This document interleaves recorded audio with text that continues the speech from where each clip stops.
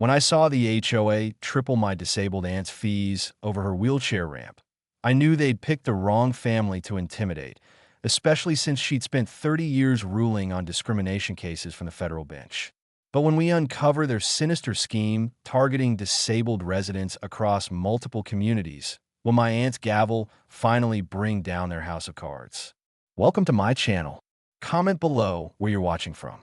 I never expected a piece of paper to make my blood boil. There it was, bright red and impossible to miss, stuck to my Aunt Elena's front door like a slap in the face. The word violation screamed across the top in bold letters. I'd only been gone for 2 hours getting her groceries and picking up her heart medication. My hands shook as I read it. The HOA was demanding we remove the wheelchair ramp we'd installed last month after her stroke. The same ramp that finally let her come home from the hospital, the same ramp that gave her back a piece of her independence. And now they wanted it gone in 48 hours, or her monthly fees would triple. I found Aunt Eleanor in her study, surrounded by the law books she'd used during her 30 years as a judge. She hadn't changed out of her mourning robe yet. These days, even simple tasks took longer. When I showed her the notice, she adjusted her reading glasses and studied it with the same calm focus I'd seen her use in countless family dinner debates.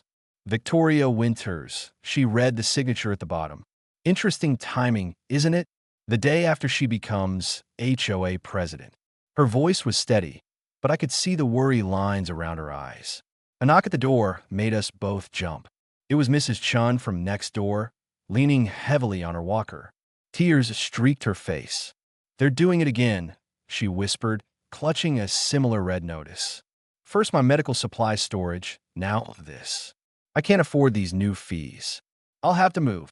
My aunt wheeled herself forward, reaching for Mrs. Chen's trembling hands. That's when we heard the clicking sound outside.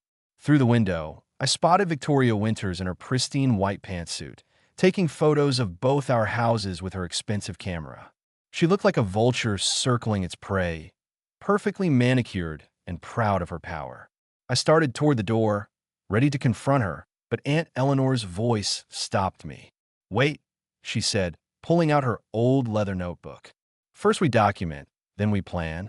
She began writing, her hand steady despite everything. "Tell me exactly when you got your first notice, Mrs. Chun, and do you still have copies?"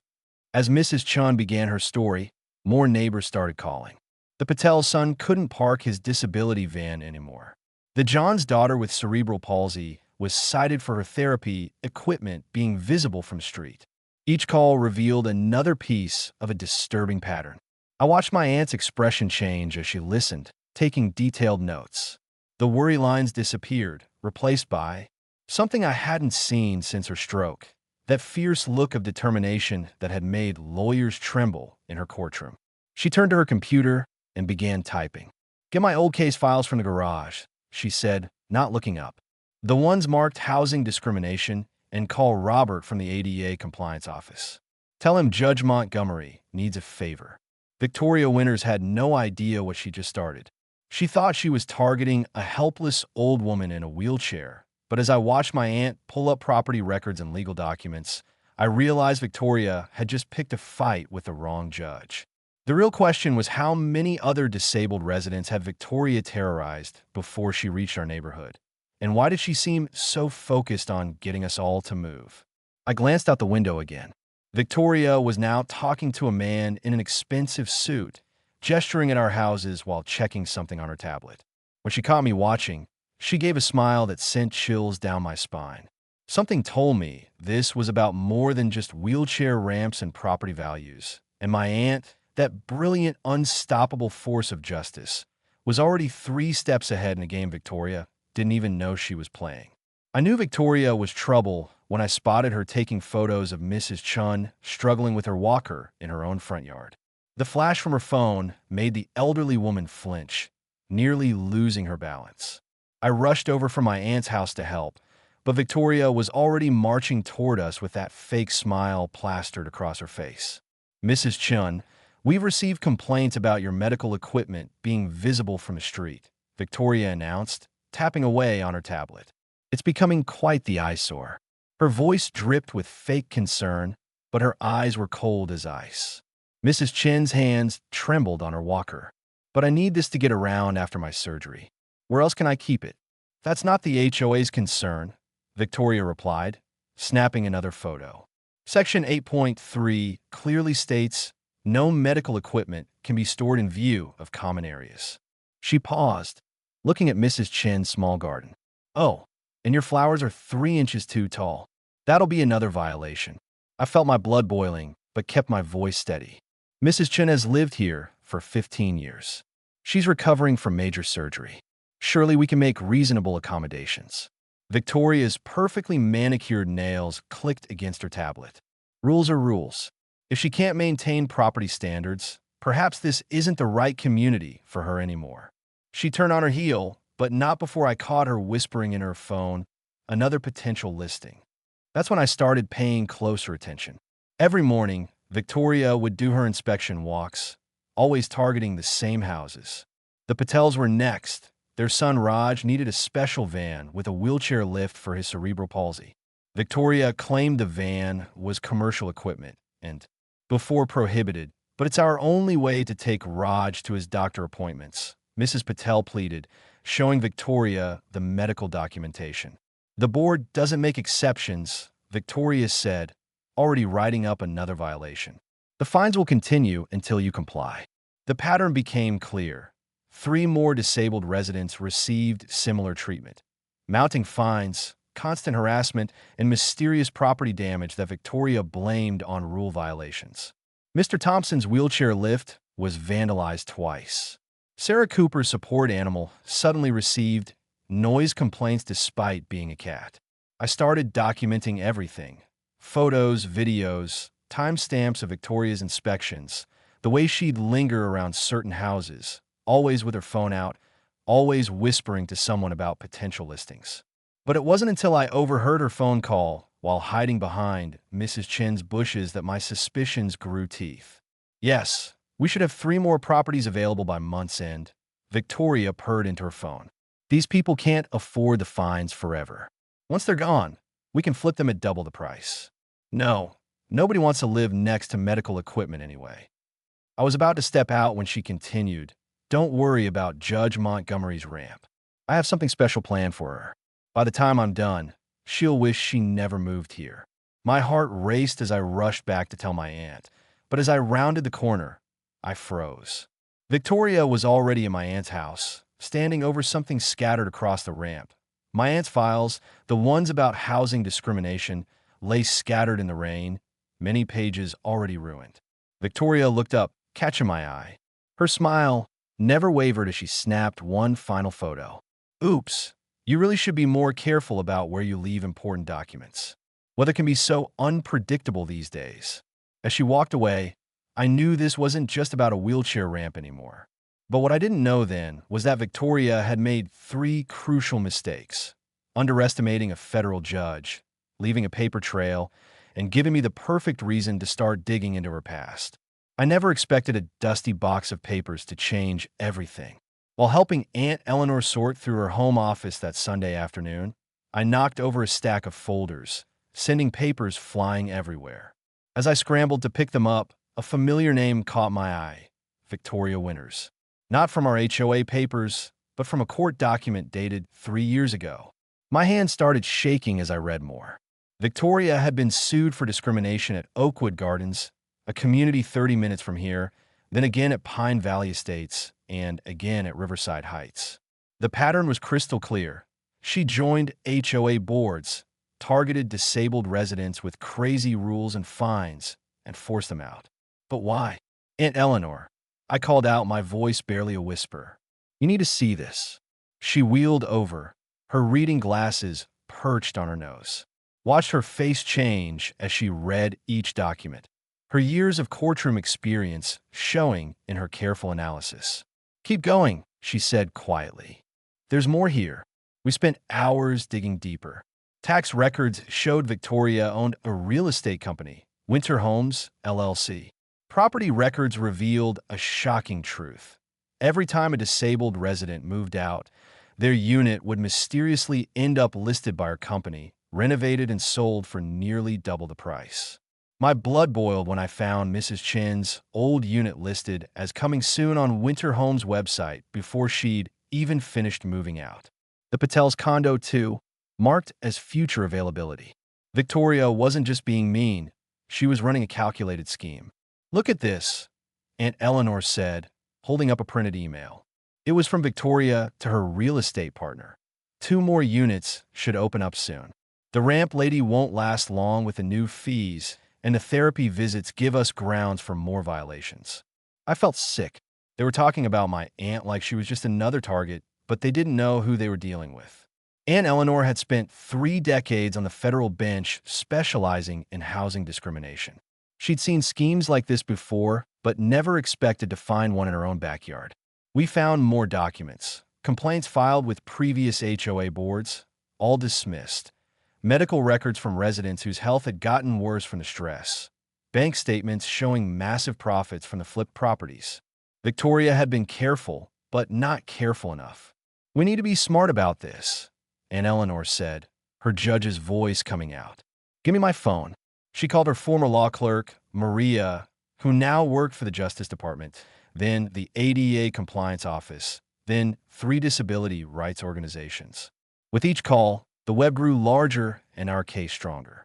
I watched my aunt transform from a tired woman in a wheelchair to the fierce judge she'd always been. Her mind was sharp as ever, connecting dots we'd missed. She knew exactly what evidence we needed and how to get it legally. As the sun set, casting long shadows through the windows, we had filled 2 whiteboards with names, dates, and connections. Victoria's scheme was bigger than we imagined, spanning 5 years and 4 communities. But tomorrow was the emergency HOA meeting she'd called to address property values. Perfect timing. Aunt Eleanor smiled, a look I recognized from the few times I'd watched her in court. She's given us exactly the platform we need. Just then, my phone buzzed, a text from Mrs. Chun. "Victoria just showed some of my old unit. Said it would be available next month, but I haven't agreed to sell." I looked at Aunt Eleanor, whose eyes had that fierce glint I remembered from when she used to say, "Justice isn't just about laws. It's about protecting people who can't protect themselves." We stayed up late into the night preparing our case. Tomorrow would change everything. Rhea thought she was gathering residents to complain about property values. She had no idea she was walking into a courtroom where the judge was her prime target. The emergency HOA meeting was scheduled for 7 p.m. in our community center, but I made sure we arrived early. Victoria had chosen the smallest meeting room, probably hoping to limit attendance. She didn't expect to see every seat filled with residents, many of whom I'd personally called after discovering her pattern of discrimination. My heart was pounding as I helped Aunt Eleanor navigate her wheelchair through the narrow doorway, another oversight in Victoria's accessibility planning. The room fell silent as we entered, and I couldn't help but smile at Victoria's perfectly glossed lips forming a small O of surprise. She'd been standing at the front, shuffling her papers importantly, wearing her signature red blazer like armor. "I'm sorry," Victoria said with fake sweetness, "but this meeting is for current residents only." She glanced pointedly at the unfamiliar faces in the room, Mrs. Chun, the Patels, and others who'd been forced out of their homes. That's when my aunt spoke up, her voice carrying the weight of 3 decades on the bench. "Oh, I think you'll find their presence quite relevant, Miss Winters." The room temperature seemed to drop 10 degrees as Aunt Eleanor wheeled herself to the front.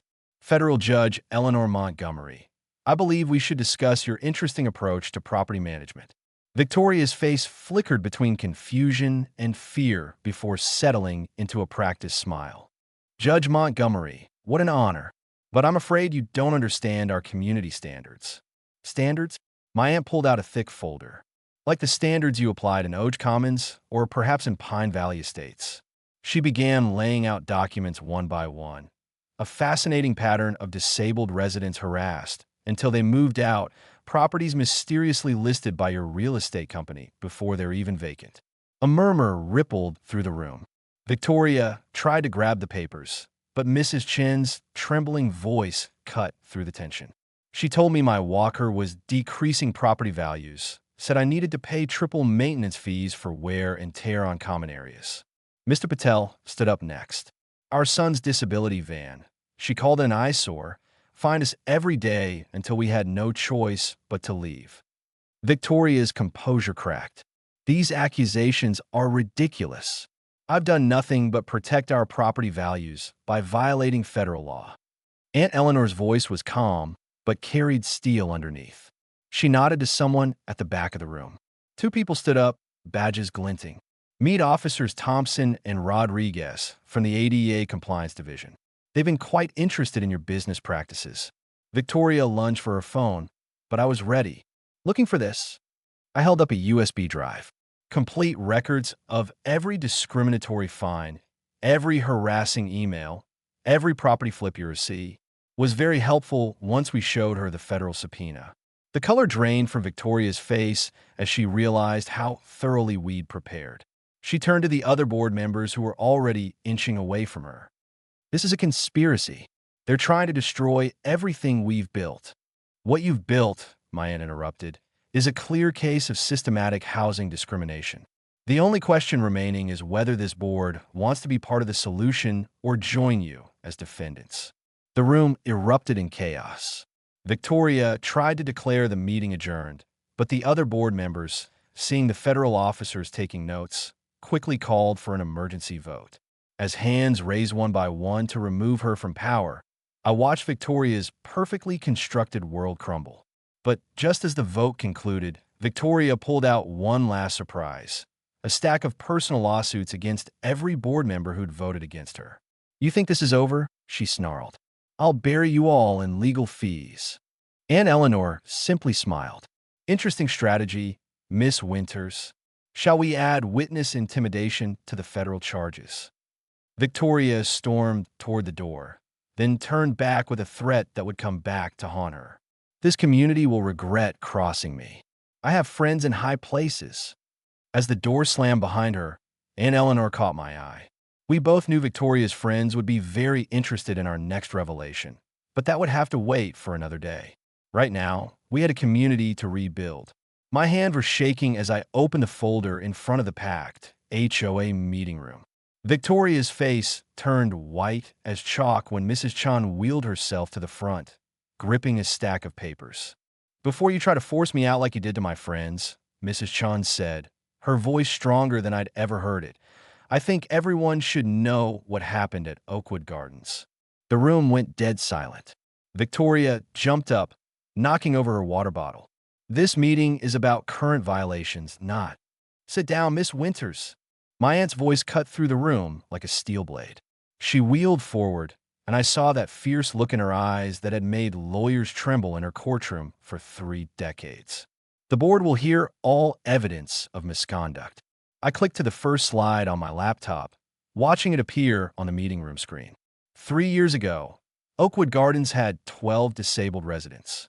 Within 6 months of Victoria becoming HOA president, every single one had moved out. Gasps filled the room, but that's not the interesting part. Victoria's fingers flew across her phone, probably texting her lawyer. I was counting on that. Every single property was bought by Shell Company LLC. Would you like to know who owns that company, neighbors? I clicked to the next slide, showing property records. Victoria Winters is the sole owner. The same pattern happened at Pine Valley Estates and River's Edge Community. Mr. Patel stood up, his on's disability van keys jingled in his hand. She tried to find US $500 a day for my son's van. She said it was an issue we couldn't afford to fight.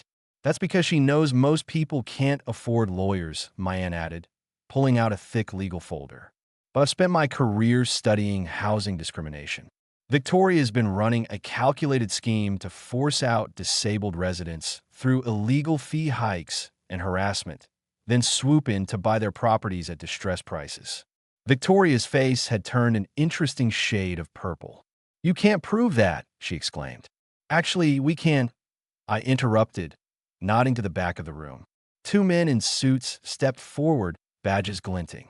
Meet agents Taylor and Rodriguez from the Housing Rights Division. They've been documenting everything for the past month. The evidence kept flowing. Mrs. Chun shared screenshots of Victoria's real estate listings, properties in our complex advertised as coming soon before she'd even started harassing their owners. The Patels had recorded every interaction, building a timeline of escalating harassment. 3 former residents from other communities appeared via video call, sharing identical stories. Victoria tried one last time to regain control. This is a witch hunt. I've only ever tried to maintain property values and community standards. That's when my aunt pulled out her trump card. Victoria's own emails to her real estate partner, laying out their strategy. Target the disabled first. They can't afford to fight back, and their properties are eyesores anyway. 3 months of doubled fees usually does the trick. The board members exchanged horrified looks. Victoria stood up, grabbing her designer purse. This meeting is over. My lawyer your lawyer already got a copy of everything I said calmly, along with the Justice Department, the State Attorney General, and the Fair Housing Commission. You might want to sit back down. The next hour was a blur of motions and votes. Victoria was removed from the board, her property management company banned from the complex, and the discriminatory fees were reversed. But the best moment came when Agent Rodriguez stepped forward with an even bigger revelation. Miss Winters, your real estate license has been suspended pending investigation. And those properties you flipped? The federal government is very interested in the source of your funding. As Victoria stormed out, face twisted with rage, my aunt quietly pulled out one last document. And Victoria, you should know that tomorrow morning, every HOA board in the county will receive a detailed report of your activities. Good luck finding your next victims. I looked around the room at my neighbors' faces. Relief, shock, and something else. Hope. Mrs. Chun was crying, clutching Mr. Patel's hand. The new board members were already discussing plans for an accessibility committee. And my aunt? She had that small, satisfied smile I remembered from her days on the bench when justice was finally served. Victoria's designer heels clicked down the hallway, but we barely heard them over the sound of our community coming back together stronger than ever. Sometimes the best revenge isn't just exposing the truth. It's watching someone's carefully built house of cards collapse under the weight of their own cruelty. The morning of the final HOA meeting felt different. As I helped Aunt Eleanor get ready, she wore her favorite navy blazer, the same one she'd worn for countless court rulings. Sometimes, she said, adjusting her wheelchair, justice needs a little push to roll forward. Victoria burst through the community center doors 15 minutes late, her designer heels clicking against the floor. The room was packed, not just with current residents, but with faces I recognized from her previous communities. Mrs. Chun sat in the front row, her walker decorated with rainbow ribbons from her grandchildren. The Patel family brought samosas for everyone, the same ones Victoria had once complained made the neighborhood smell ethnic. My heart raced as Aunt Eleanor wheeled to the center of the room. Victoria's smirk vanished when she saw the Department of Justice seal on the documents being passed around. Before we begin, my aunt's voice carried the same authority it had in her courtroom.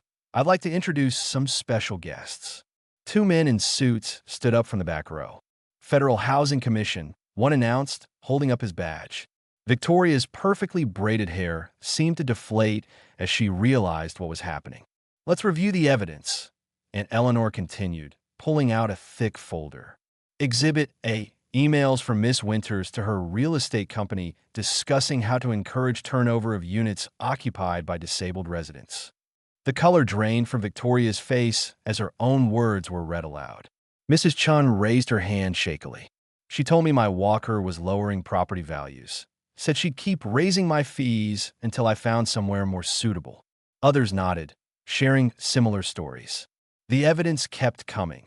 Property records showing how Victoria's company had flipped units after disabled residents were forced out, earning millions. Photos of her selective enforcement of rules.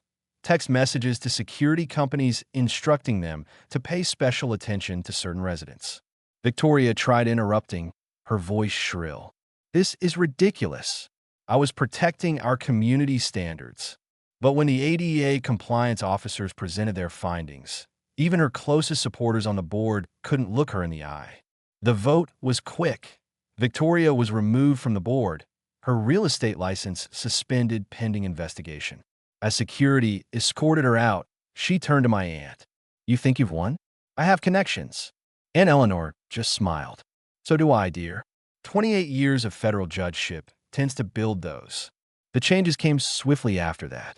The new board approved a comprehensive accessibility plan. Mrs. Chun now heads the community outreach.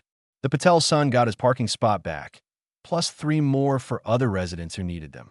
We installed ramps at every eligible entrance, painted in colors that actually brightened up the neighborhood.